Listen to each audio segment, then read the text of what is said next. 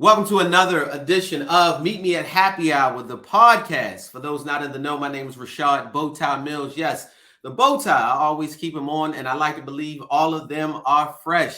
So if this is your first time tuning into the podcast, the title is simply based on my own struggles with alcoholism, and I find guests that will meet me at happy hour to talk about what they're doing to make the world a happier place. And yes, we know happy is a relative term, but I find guests that, number one, if they're in the field of mental health or they have some kind of story that I think you, the listener, would be interested in hearing. Now, the podcast new episode drops every Friday at 5 a.m., not 5 p.m.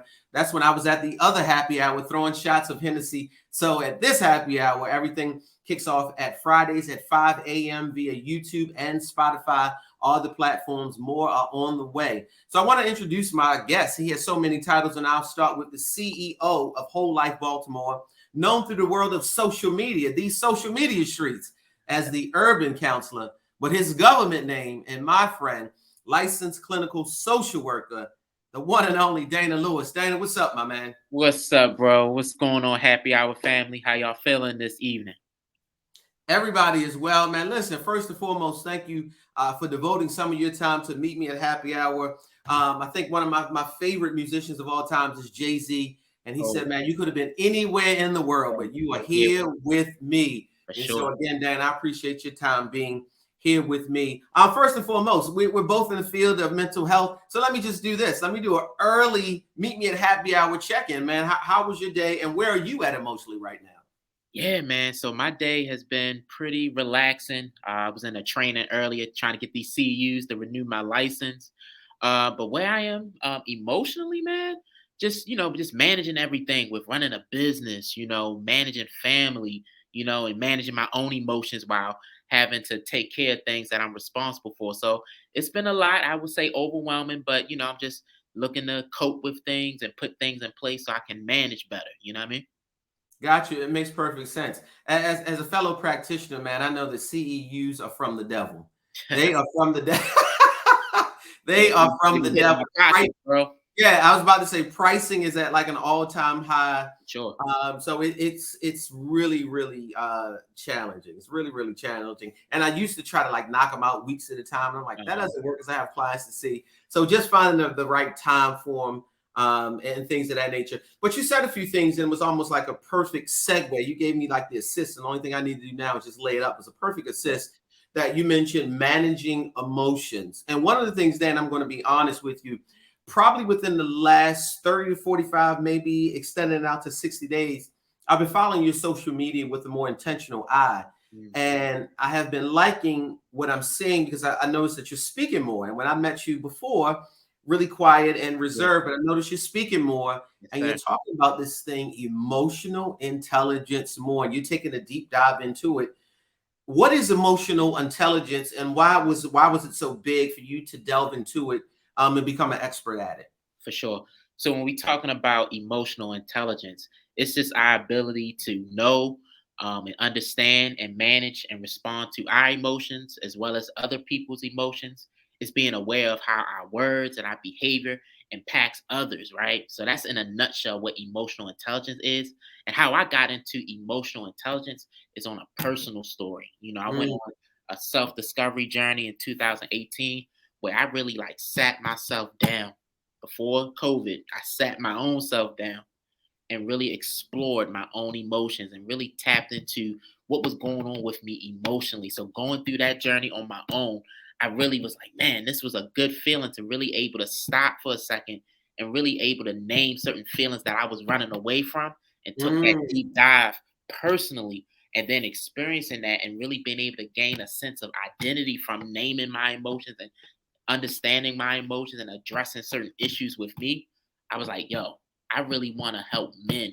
I really want to help men to go on this self-discovery journey, really tap into their own emotional intelligence because that's the key ingredient if we want to go to new levels as men and really crush it out here as men.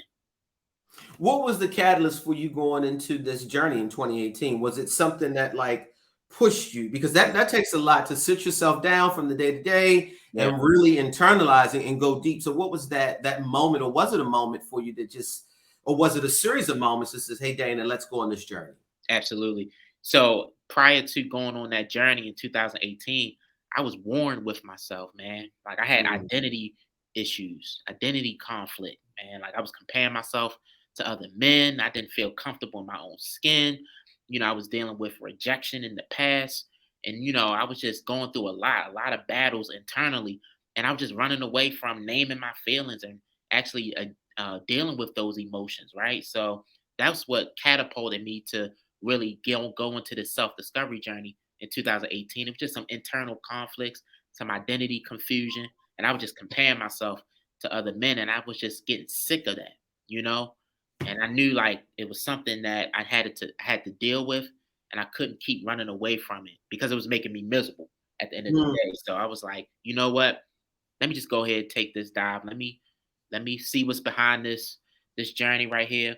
And once I got into it, it was uncomfortable initially, but then I Mhm. started picking up the pace, finding my rhythm with it, started, addressing certain things, and I started to find myself. And I would say to any man out there, take that time to learn yourself. It's okay to step away, to take some time to learn yourself. Why do you think men, Dana, avoid that journey Hmm. so much? The journey that you talked about. Why do you think men, more as opposed to women, just avoid the journey of just being with self, Yeah, trying to name feelings, which we'll talk about in a little bit? Like, yeah, why do you think men do that so much? so much.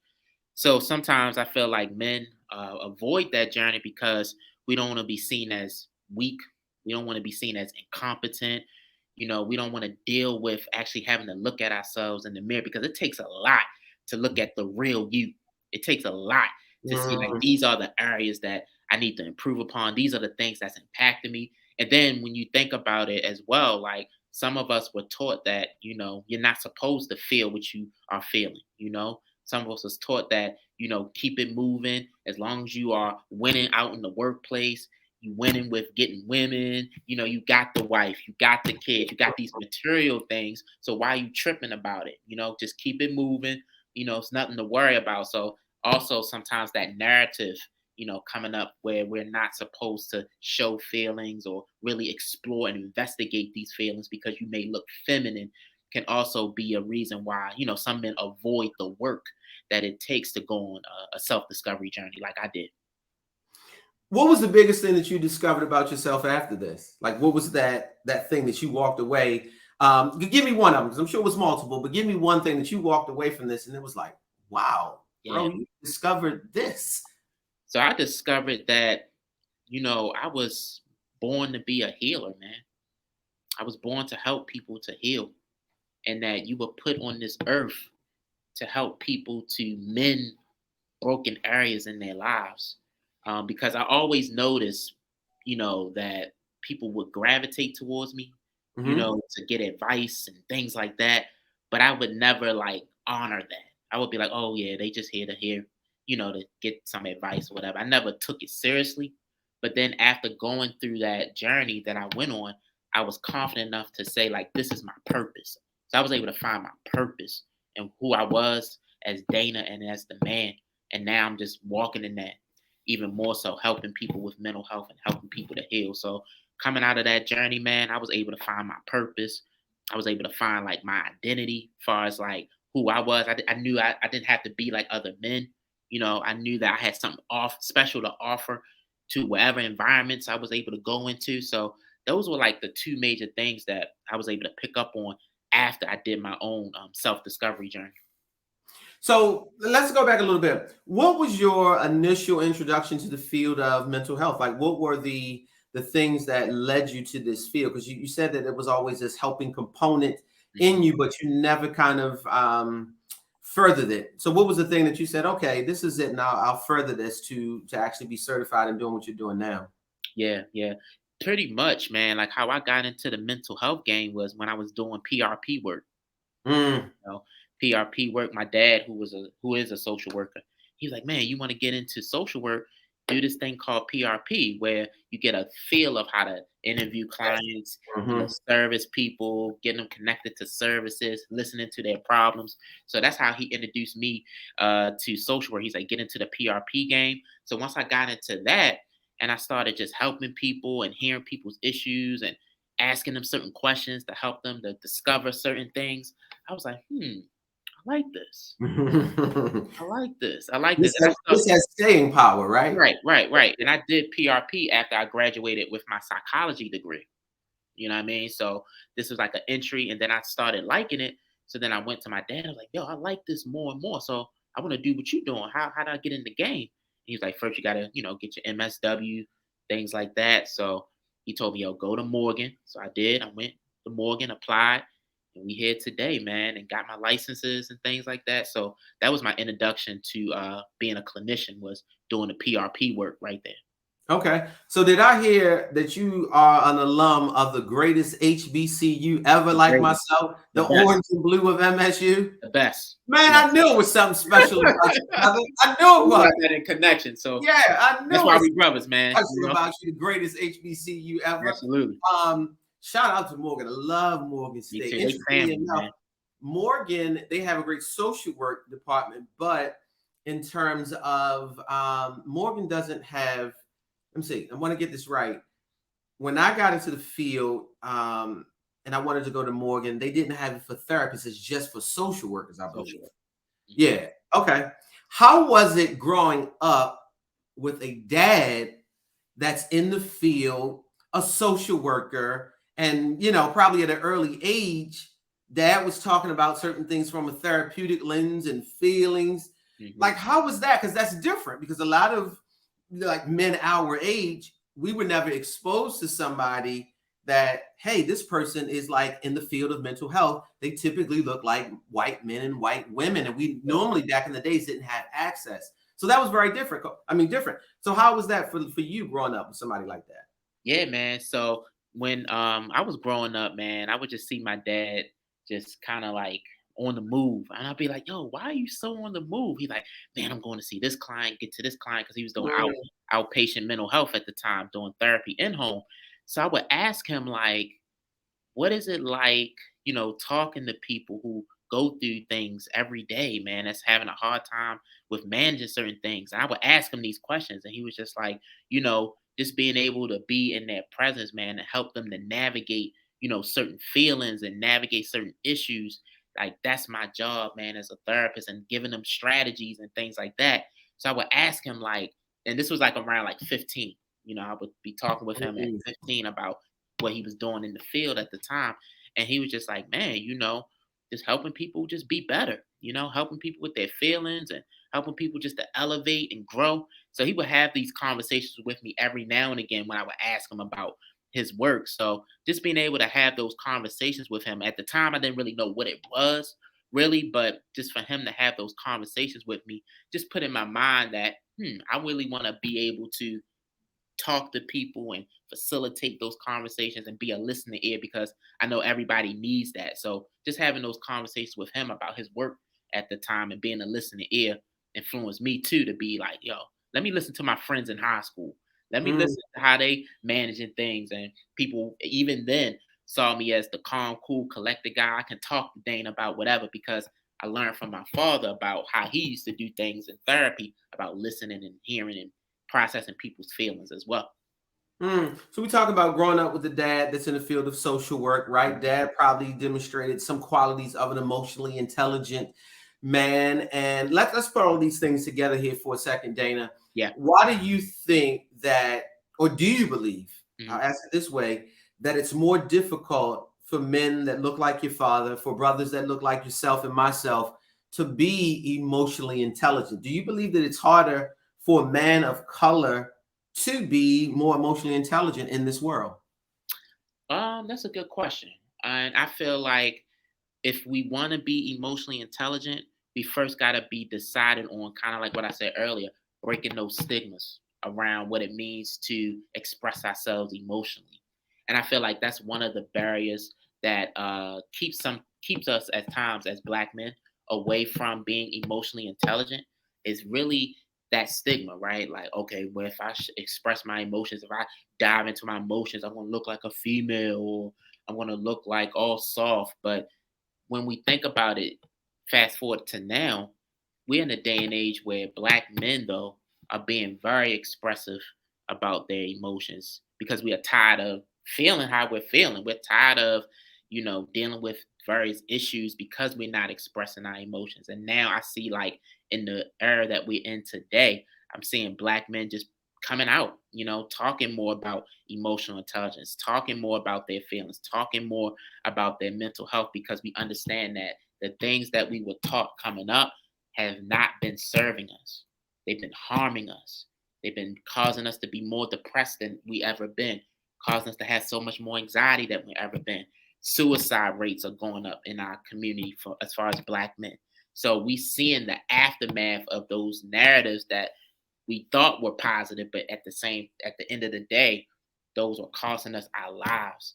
And I Mm. really feel like Black men in this day and age are really getting an understanding of that, and they're willing to invest in their mental health and invest in emotional intelligence. So I just feel like we in a new day and age, man, and we willing to flip the script even more so. From your experience in the field rather, of being an emotionally intelligent expert, Yes, sir. are there any central or core components that you think anybody that is emotionally intelligent they must have, and then kind of share with people that are listening to the podcast Meet Me at Happy Hour what those core principles are? Absolutely. So there are actually like four domains. When we're talking about emotional intelligence, it's four domains that is critical. So we're talking about self-awareness. We're talking about self-management or self-regulation. We're talking about social awareness. And last but not least, we're talking about relationship management. And when we're talking about self-awareness, that pretty much means being aware of your behaviors, being aware of your motives, being aware of your desires, being aware of your feelings, and how not only it impacts you, but how it impacts other people, right? So self awareness, because if we're not self aware about those things that I just mentioned, we let any and everything in when we're not self aware. And self awareness is critical because that's the foundation for all those other components or domains I mentioned, flows through self awareness. So we got to be keyed in on being self aware. And self awareness, is pretty much asking yourself, like, what are the areas that I need to get better at? What are my weaknesses? What are my strengths? Why do I behave the way that I behave? So really getting insight about yourself. And when we're talking about self awareness, right? Self awareness is not only you getting insight about yourself, but it's also about how people perceive you as well. Because a lot Mm. of times we think self awareness is just a by myself process. But if we're trying to get better with self awareness, if we want to elevate in our self awareness, it's very imperative that we get what? Feedback. Feedback from Mm. people that we deem as trustworthy, right? Because if I'm getting feedback from other people about how they perceive me, that helps me to get a what? A more accurate picture of who I am. And it's very critical that we get feedback. Now, I know sometimes feedback can be hard to get because, you know, we got fragile egos. We don't want our egos to be bruised. You know, Yes, yes. we don't want to hear things about ourselves. But I'm telling you guys, like, if you want to go to the next level, we need to have people that see things beyond our blind spots so that we can see ourselves in a greater view. So that's self awareness. And when we're talking about self management, I think of self management as a person, right? So if a Mm. person had on a t shirt and the t shirt said, you better check yourself before you wreck yourself. Salute Mm. you. So self management is being able to have some self control, being able to be disciplined, right? And being able to take accountability for your behavior. Because when we're talking about self management, it's going to be a lot of things that come up in our lives as men that's going to press our buttons, that's looking to trigger us, that's looking to push us over the edge. Okay, that's there, that's present, but it's about how we regulate ourselves. How do we keep our composure when things are testing us or trying us? How do we keep our composure and make sound decisions when we are under a lot of pressure? So, self management, again, is about taking responsibility for your actions, keeping that composure, being self disciplined, right? And we think about self management, we see that a lot where in social media, where there's no self management, no self regulation, because a person can put up a post today people don't even give it an opportunity to read the post. They automatically comment and saying stuff all wrong and loud. They didn't even take the time to regulate themselves, self-management, to even check it out and take in all the information before responding. So if you want to get better at being a more responsive instead of reactive, really increase your self-management, your self-regulation.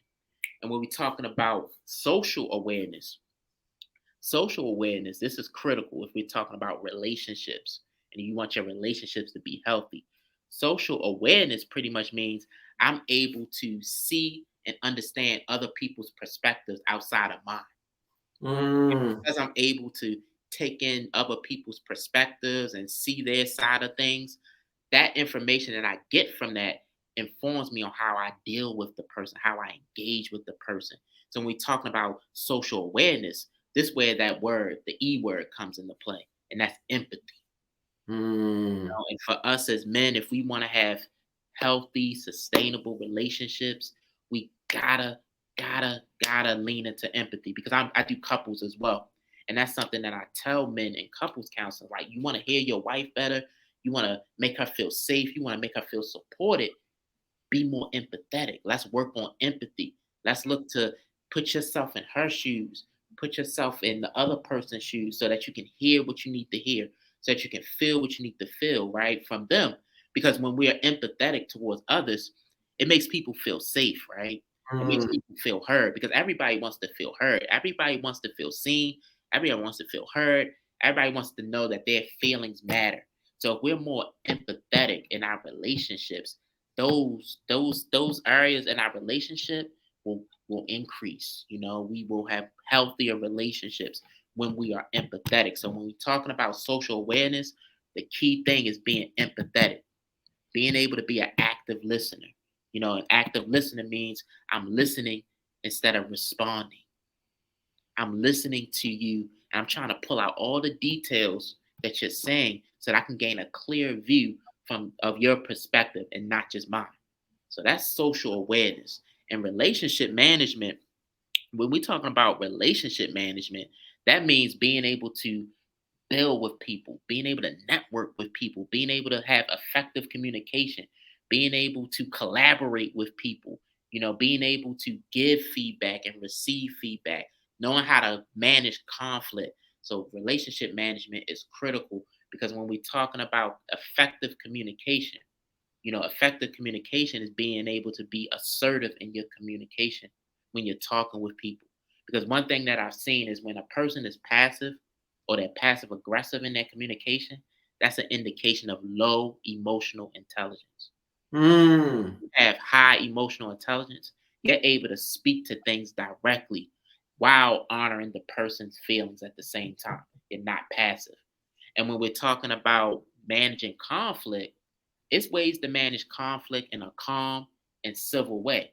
It doesn't have to be angry when you're managing a conflict. So, Mm. talking about relationship management and high emotional intelligence, you're able to look at a conflict and say, okay, how can I step to this conflict in a cool, calm, collected way and look for win win solutions? You're always being solution oriented. You're always being solution focused when you're looking to manage conflict, when you have high emotional intelligence. And when you're talking about giving out feedback and receiving feedback, one of the things that a person does when have high emotional intelligence is that when they provide the feedback, they look to give the feedback in a constructive but respectful way. And when you do that, that helps to decrease the threat threshold when it comes to giving out feedback. Because again, when I'm saying, if I told you, hey, I'm about to give you some feedback, you may automatically get on the defense. But if Mm. I'm thinking from an emotional intelligent mindset, when I'm looking to give you that feedback, when we talk about relationship management, I'm looking to give you that feedback in a constructive but relatable, constructive, and non-threatening way so that you can hear me in that moment. So those are the four components that we all need to hit when we're talking about being emotionally intelligent. Wow, you can literally drop the mic and just walk off now. You just dropped some bars on us. Thank you for sharing that information. That was really rich in nature. I jotted down two things here, Dan. I want to Yeah. go back, and this is specifically for men. How can a man take his ego away His ego. from a situation in order to heighten or increase his level of emotional intelligence. And before you answer that question, when you were talking about some of these things, I'm a very candid and open person, right? And I Yeah. think we have to be as in mental health practitioners, because people, they need to hear that we've struggled with some things as well. Yeah. And literally, when you talk about emotional intelligence, I was like, wow, Rashad Dane is like speaking to you. And I know there have been several situations. One of our dear friends, William Batts, was Oh, that's phenomenal. my brother. Yeah. Yeah, phenomenal. He has always said, he says, Bowtie, he used the term blind spots. He said, man, you have some blind spots about your personality. And he has been able to share with me these things. And I Yeah. didn't get defensive because we have this safe brotherhood space. For sure. And he said, man, your ego gets in the way of a lot. He said, man, your ego actually stops you from getting speaking opportunities. And when he was talking about ego, I was like, wow, this is rich. So to that end, how can a man sort of lower that ego and to increase that emotional intelligence? How would you suggest that an individual goes about that? For sure. So for us as men, man, if we want to lower that ego so that our emotional intelligence can go up a couple notches, we have to understand that as men, right? We have so many things that we need to grow in. And your Mm, ego can be the main thing that can stop you from, again, reaching that next level. So if you want to reach that next level in your life and in your emotions and in your mental health and just overall as a man, you have it's a non-negotiable that you have to move that ego out of the way. And I ask men, like, if are you ready? Are you ready to go on a journey that causes you to be a great man? And then if I get the answer, they say, yeah. I tell them, hey, it's time to move that ego to the side, man. It's time to move that pride to the side, because ego and pride don't allow you to blast off. It keeps you stagnant. It keeps you thinking that you know everything and we don't know everything. And it's about having brutal honesty with yourself too, that I don't know everything. And that it is areas in my life that I do need to grow in, and some things that I do need to take care of when it comes to my emotions. And it is some things that I need to elevate when it comes to my emotional intelligence so that I can be better. So if you want to, again, go to that next level, you have to be very open and honest with yourself that this ego can't stay here unless I'm saying that I don't want to grow. You know, if mm, I'm saying that I don't want to grow, then okay, then the ego can stay. But if I'm saying that I want to grow internally and externally, that ego has to be removed. So it's about really speaking to yourself on that tip that that ego cannot have a home here. It has to mm. be managed. It either has to be managed or moved out the way so that I can grow as a man, because it's really hindering me. It's not serving me. And that's the thing too. Like I tell men, like really ask yourself, are the things that you're thinking, are the things that you're doing in your life, are they harming you or are they serving you? Mm. And really answer that question honestly, because that's part of being self-aware, is being able to understand your strengths and your weaknesses, what things are working for you and what things aren't, and being able to be honest and then making the necessary adjustments so that you can, move and progress forward. Mm. So you kind of talked about working with couples, right? Relationally, Yeah. and there's this idea of men being more empathetic so they can hear what their spouse, girlfriend, whatever the terminology, Yeah. can feel more safe. Hmm. What's some things that you encourage men to do to increase that empathy? Because I work with couples a lot as well, and Hmm. that's one of the things that I hear a lot from the female perspective within that relationship. Hey, he's not really empathetic, and some guys say, Rashad, I don't even know what that is, and if I do know what it is, it's really hard for me to tap into it. Hmm. Hmm. Yeah, no doubt. So what I tell men that want to increase their empathy in relationships is, first off, we have to identify the root. Where is causing you not to be empathetic? Where did you learn that it's not okay to be empathetic, right? So we look to identify the root. What's the story behind that feeling of not wanting to be empathetic, right? Mhm. So I really tell men to dive into that story. And another thing I tell men that want to increase in being more empathetic is put yourself in the other person's shoes. Like actually practice it with your wife, your girlfriend. Actually practice that. Actually practice being non-judgmental. Practice hearing other people's perspectives that's different than yours.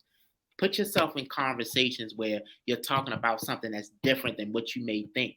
So it's about practicing these things, putting yourself in situations where you're able to learn how to be empathetic, because we can say we want to be empathetic, but you actually got to learn from experiences on how to be empathetic.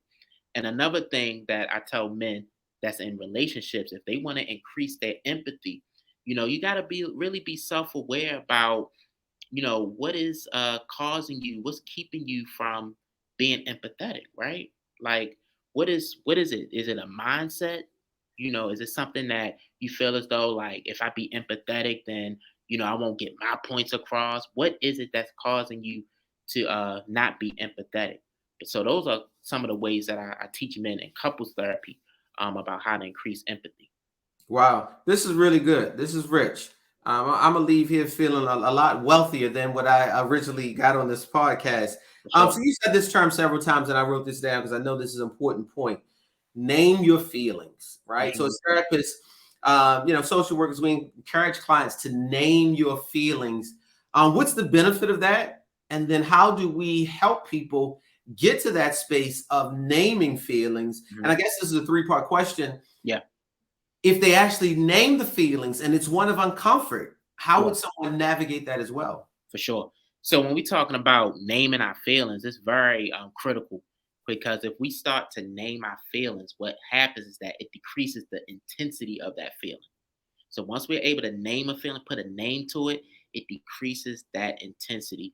And sometimes it can be hard to name feelings, especially if you grew up in a household or in a community where it wasn't a lot of emotional vocabulary. Because a lot of times we want to name the feelings and we tell our clients, name the feelings, name the feelings. But some may say, I just never knew what to say. I don't know the language around feelings and emotions and things like that. And when that is brought up, I bring out the Almighty, the feelings wheel. The I bring out that classic, Almighty. the Yes, Almighty. the The feelings will. almighty feelings wheel, right? Because the feelings wheel is very expansive, and it is exhaustive of a lot of feelings there that you can start to pinpoint and see, like, oh, okay, I didn't know it was this much language around emotions. So once I show men that in therapy, it's like, wow, it's like the light bulb go off in their head and be like, wow, so this is what I was really feeling. This is what was really going on, right? So when you're talking about dealing with a feeling, though, that's distressing, because sometimes feelings are distressing, feelings are heavy. you know how to navigate that is really Mm, asking yourself, like, okay, what again, getting to the root, what is causing me to have so much distress around this particular feeling, acknowledging that it's a distress, pinpointing what it is that is causing me to have so much distress around this feeling. And then once you've done those two things around acknowledgement and actually pinning down the root of why you're having those distressing feelings around a particular feeling, then kind of affirm yourself in that moment and say, like, it's a reason why I have to be in this position to name this feeling. Naming this particular feeling can help me to be free. So if I go about stepping out on courage, because it takes courage to name feelings, it takes courage to dive into those feelings. If I take the courage right now to acknowledge and deal with this feeling, I can set myself free in this moment. So it's about having that perspective, the perception, the mindset, and getting yourself to that place to then step into that distressing feeling. very well said. Very well said. I want to make a little transition here. Yeah. We're about 35 minutes in, and I want to ask you about Whole Life Baltimore. How did Yes, you get sir. to the point of, hey, I'm gonna create this baby of Whole Life Baltimore and step into this entrepreneurial world? And what has that journey been like? And how have you been able to manage emotions and feelings and coping with some of the stresses of being a entrepreneur? Yes, sir. So, Whole Life Center was opened in 2020 during the height of the pandemic. But prior to us opening, because I run it alongside my wife as well, but prior to opening up Whole Life Center, I was doing outpatient mental health, starting in 2014 all the way up until about 2019. And just my experience with what I saw as far as how clients were being treated at these particular agencies, they wasn't really treated with the right kind of customer care, and I really wanted to create a space where people can heal, people are getting great customer care, and really can be in a safe environment to facilitate their healing journey.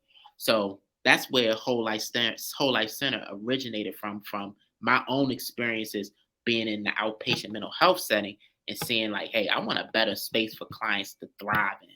So when we thought about that, we was like, hey, let's create our own and really set that structure up for the client so that they can be able to heal.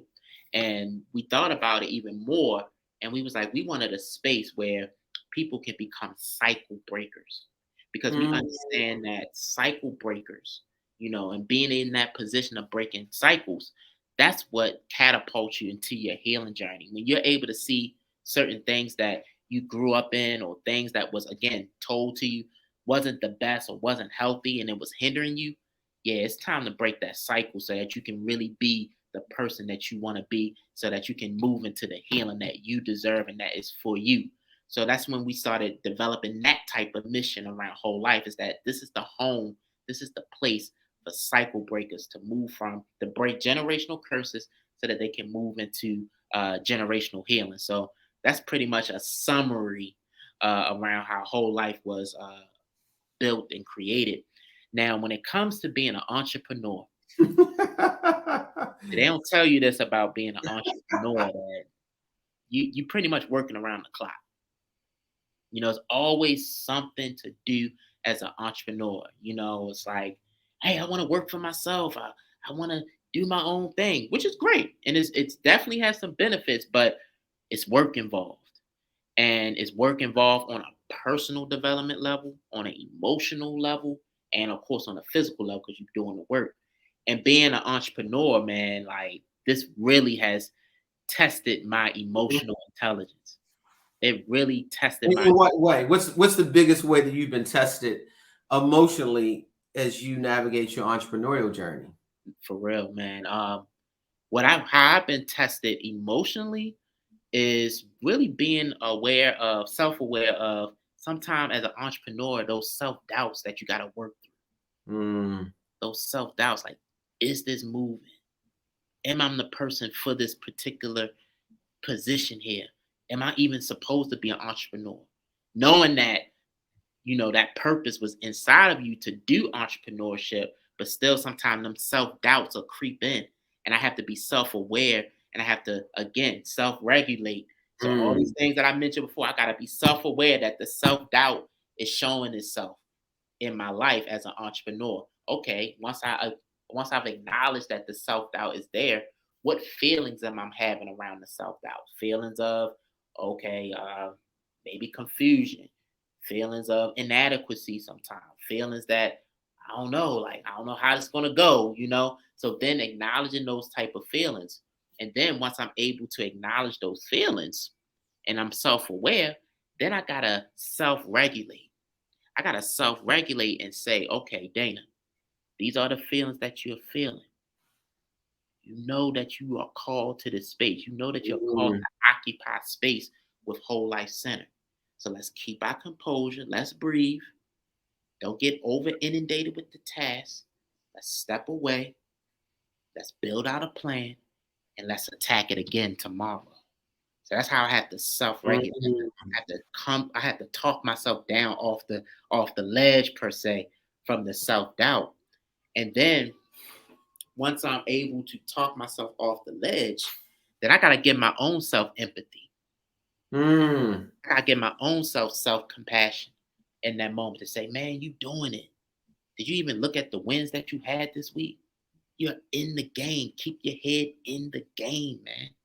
You're doing the right thing. You are accomplishing what you need to accomplish. Is there more to get done? Yes. Are you planning for that? Yes. But be present, be mindful in this moment of what you do have and what you got going on and how you are winning currently, even though you're planning for the future and 6 months out or whatever it is that you're planning. Show yourself some more self compassion. Be empathetic to yourself. You know what I mean? So those are just some of the things, man. Like when emotional intelligence come up for me personally, as an entrepreneur. But Is it really hard?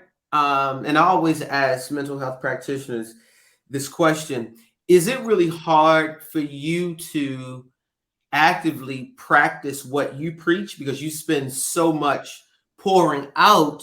And then there are moments where Dana has to give himself empathy, that he has to be socially aware. So is it really hard for you to practice what you preach again because you spend so much time giving out to others that you subsequently neglect yourself in the process? yeah, man, that's real, and it can be hard for me as a practitioner to follow through on some of the things I tell my clients because we do give ourselves away to serving and helping people to go on their healing journeys, man. So we do give ourselves away at an exorbitant rate, man. But at the same time, it's like I have to understand that I can't be good to others if I'm not good to myself. So sometimes I have to, and I'm just being honest with y'all, man. I have to force myself, like, yo, sit yourself down. Don't run away from what you need to address. Sit yourself down, Dana, and do what's necessary to take care of you. Because again, as a helping professional, and this is real too, sometimes I'm always putting other people before me, and I had to learn that that's not healthy. You know, that's not good practice. That's not good self care in a way, right? So I have to sometimes force myself to say, yo, sit yourself down, man. Give yourself this time to restore yourself, to replenish yourself, because not only are you going to be better for it, but the people you serve are going to be better for it. So it's okay to dive into these things that you tell your clients. Take your own advice and do it for yourself. It's okay, you know. And at one point in time, as a practitioner, we talk about that pride thing earlier, right? Mhm, That mhm. ego. I thought I was above all that. I I, thought I was above all that. I teach people this stuff, but I don't have to actively engage in it Yeah, myself, right? yeah, because I know it. I mean, like, yeah, I can pull it up at any time because I teach it all day, you know. So anytime I can just pull it up, whatever. But having that mindset of, oh, I got it already, that really didn't serve me. That kept me away from it even more. So I had to learn that, hey, I'm a human, man. Absolutely. I'm a human, and we A go through. human being, right? And Yeah, and just be. I always tell my clients, actually one of my clients shared this, that they heard the term, Dana, we are human beings, not human doings. So just exactly. being present in that space in a non-judgmental way, just allowing yourself to be as opposed to constantly doing. Here's Yeah, another very interesting question. When we were talking about whole life Baltimore, right? You and yeah. your wife work together. Like, how is that? Both you guys working together, practitioners. Like, did you ever find yourself in the midst of trying to communicate with your wife and you're using something therapeutic and then she's using something therapeutic? Like, how does that work?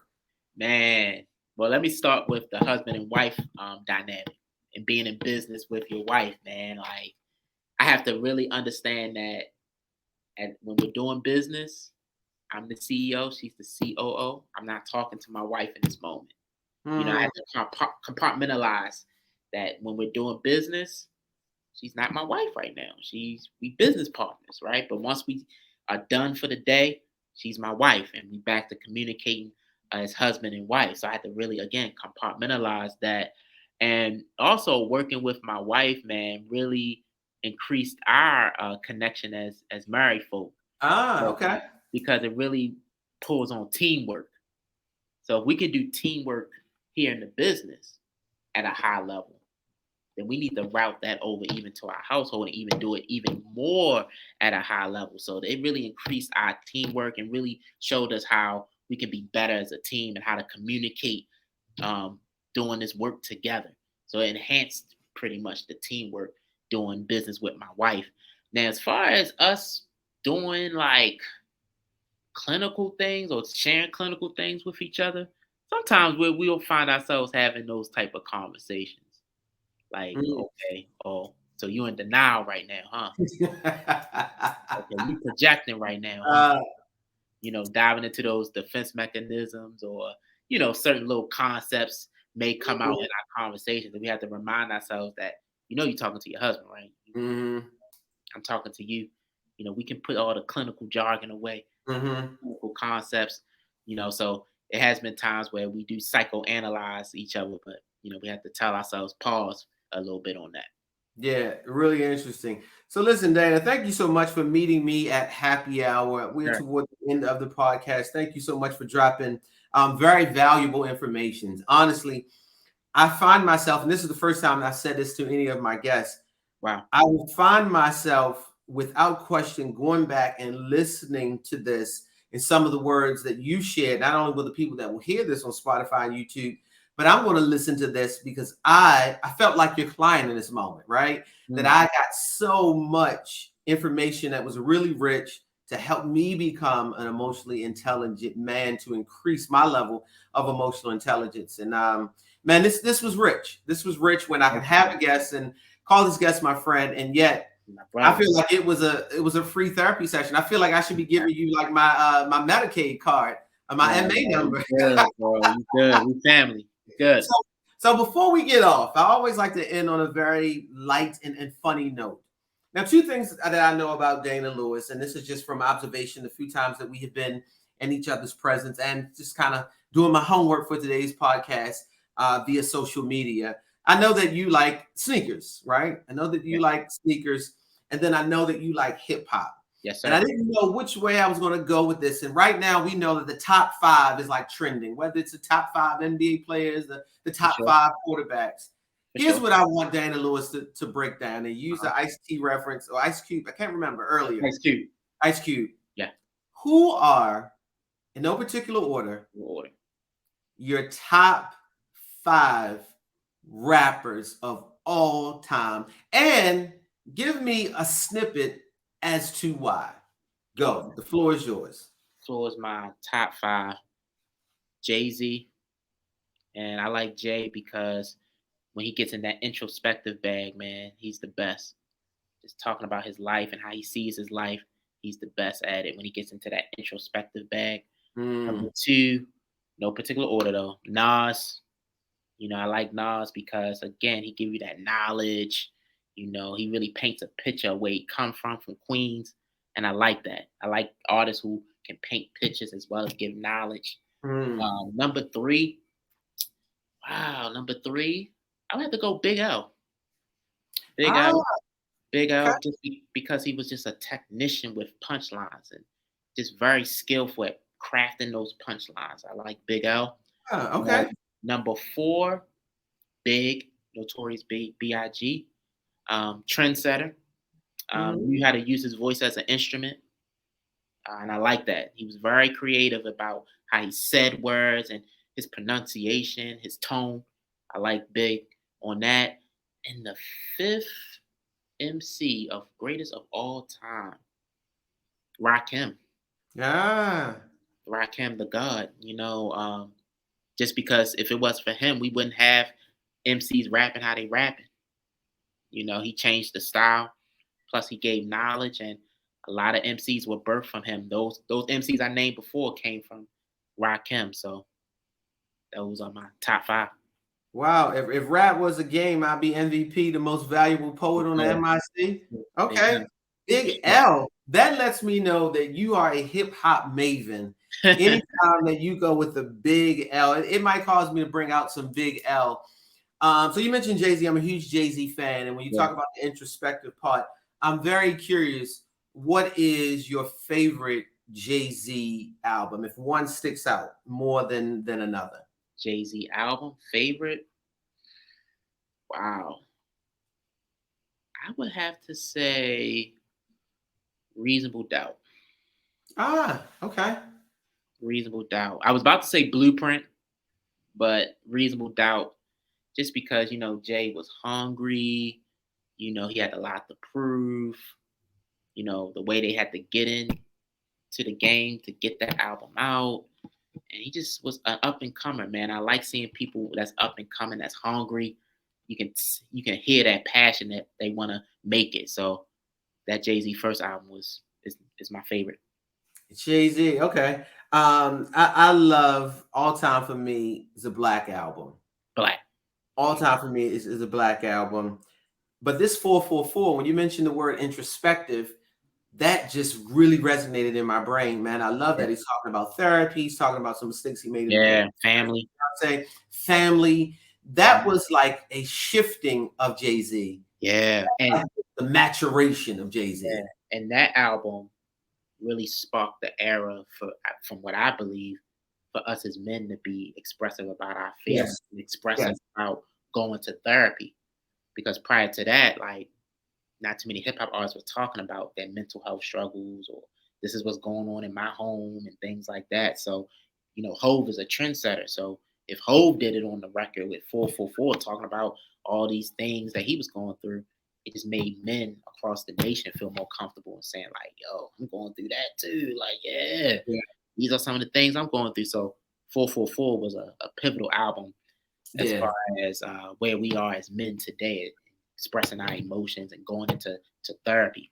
Yeah, from a musical perspective, it kind of normalized talking about these things, and we see more and more rappers. I'm not into Lil Durk, but he just released the album Almost Healed, I believe was the title of it. So we're kind of talking about, and I heard it's, it's therapeutic in nature. Here's my last musical-oriented question before we end.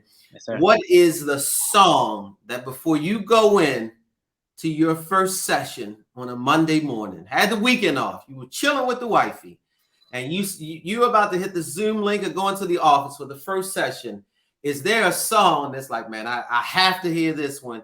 I have to set it off this way. Like, what's the Dana Lewis urban counselor song that's like, man, I have to set it off with this? Wow, that's a good one. I would have to say, there's so many songs I could choose from that I usually go through, but I would have to say, wow, Big Pun, You Came Up. Okay, Pun. Big Pun featuring Nori. Why that one? That's classic. Just the horns, celebratory, get you amped up. You came up, so you about to, get Is that you came up? What making it happen? Yeah. So making it happen, coming in on Monday morning for the rest of the week. So yeah, Big Pun, You Came Up. Wow, man, I know that you are a true hip hop head, because you're bringing some songs like tonight, man. I'm gonna have to pop it on. I'll share with you this really quickly, and again, man, I thank you so much for your time, your energy, and the knowledge that you shared with people that will be fortunate enough to hear this podcast, Meet Me at Happy Hour. I'll share with you one of the things, man. My relationship with God is strengthening, and I try to stay away from sort of secular music. And but last year I went up to Brooklyn, and I went up to the Brooklyn Bridge. I just love Brooklyn. Went up to the Dumbo District and just had some pizza, chilled out, caught a ferry to the Statue of Liberty. Sure. And I said, I'm up here. I said, man, I have to go to Marcy. And I got on the train. It's a true story, Dan. I can't make this up. Right, I got on the train, and I said, let me go to Marcy. Let me see where my guy Jay grew up at. Mm-hmm. And I got off the train because I know the New York subway and train system really well, because I'm always up there for my girls, taking them to like New York Liberty games. And I'm on the train, and I get off and I get out, and I see it's like Marcy, like a block down the street. Right. So I'm a Baltimore guy. So, we read people really well. Like our spirit of discernment was really high before we ever took a clinical class. Right. Down the street, and I hear an old head from the other side of the block say, man, what's up, young fella? Instantly, I was like, can he tell that I am not a New Yorker, that I'm not on this block? And I was like, man, let me hurry up. So I just walked. I saw the sign, took a quick selfie, Marcy, and I got back on it. Like I ran almost back to the train, because I'm like, maybe old head was like, he was peeping me. Who was this? Who's this in my neighborhood? Yeah. Yeah, man. But it was really, it was like, it was rough. It was tough. Any project, right? It was like, it was rough. And it was like, man, if you can make it there, I guess you can make it anywhere. Yeah. So, and I just literally left Brooklyn 2 weeks ago. Nice. There for WNBA game, and I wanted to actually. It's a hip hop tour. It's like 3 or 4 hours, and you go. It's like a new statue somewhere of Big, and it's like really creative. And I was like, wow, my girls would enjoy that. It's their birthday week, so I'm gonna go out one day by myself just to it's like literally you go through the streets of Brooklyn, uncovering, and it's one in Manhattan as well, just uncovering hip hop. I think it's in the Bronx, actually, Wow. uncovering hip hop, man. And I said I really want to take a deep dive, man. But again, man, thank you so much. Just Thank you appreciate for having me, brother. man. Enjoy your I don't know if you're a dad or not, but if you are, enjoy Father's Day weekend. Enjoy it, man. Enjoy your Juneteenth weekend. You too. We'll definitely connect, and I appreciate your time. Man, thank you. Can I share one thing before we leave? Yes, absolutely. Yes, sir. So I'm excited to announce to the Happy Hour family, man, that I'm actually hosting a support group for men here at Whole Life Center called the Emotionally Intelligent Man: How to Embrace Your Unique Identity, How to Become a Better Leader, and How to Thrive in Any Environment. So I'm hosting that, man, starting on the 28th, which is not this Wednesday, but the following Wednesday from 7 to 8:15 p.m. It's $45 to get in, and I'm super excited to be able to teach men about emotional intelligence so that we can go to the next level. Because again, that's the key ingredient: how to manage and understand and comprehend our own emotions as well as others if we want to go to the next level as men. So I'm hosting that group. Tap in with me. You can get connected to the group at www.wholelifecenterservices.org. You can go from there. I'm looking forward to serving you guys, man. Listen, thank you. I'll make sure to include that throughout some of the clips leading up to the official release of this podcast to let people know about that. And thank you for reminding me, man, that is absolutely dope. So to that end, if people want to sort of follow you and the work that you do via social media, what are the social media platforms that you're on and your specific handles? For sure. So IG, Instagram, urban_counselor. That's my handle right there. Tap in with me. Gotcha. Man, thank you so much. I appreciate it greatly. Thank you, brother. I'm glad to be here. Happy Hour family. Thank you guys, man. Thank you. Yes, sir.